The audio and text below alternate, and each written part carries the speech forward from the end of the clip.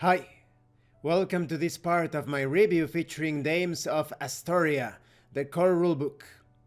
If you haven't seen the other parts of my review, featuring this role-playing game, where you play as monster girls, experiencing high adventure in a world that doesn't fully accept them, please check out the playlist in the description below.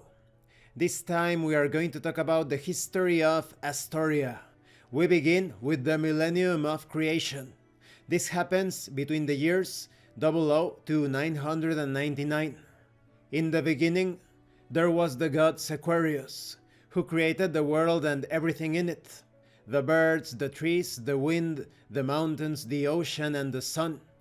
Soon after finishing his creation, he sought to populate the world, and through his endeavors created humanity in his own image, out of clay. After 100 years of living among men, being loved and loving in kind, Lord Aquarius, out of boredom, decided to lay with the animals of the lands, giving birth to the demi-fauna, children of a union between the god Aquarius and the many animals, plants, and elements of the world, and whose bodies looked to be half human and half creature.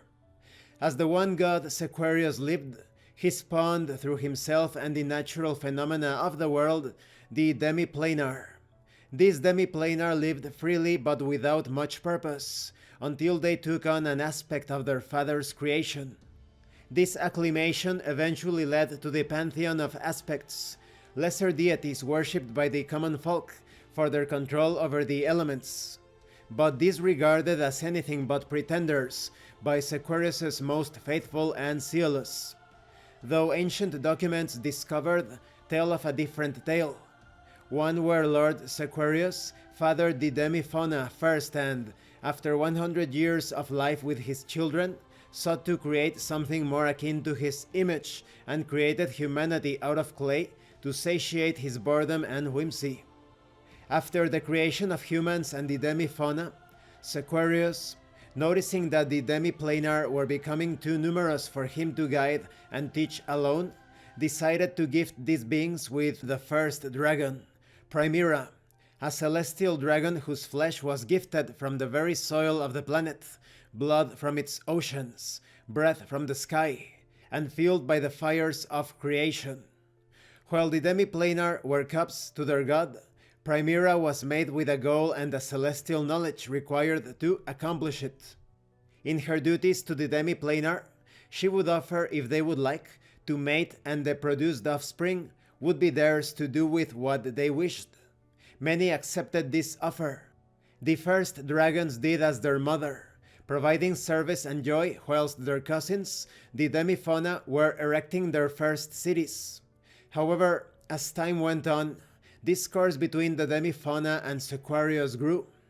While the demi-fauna lived their life fully and in line with the teachings of their father, they received his scorn and disinterest, while the humans, flawed and fragile, incapable of the feats of the demi-fauna, received all of Aquarius's praise and admiration. This dissatisfaction extended to the first dragons as well.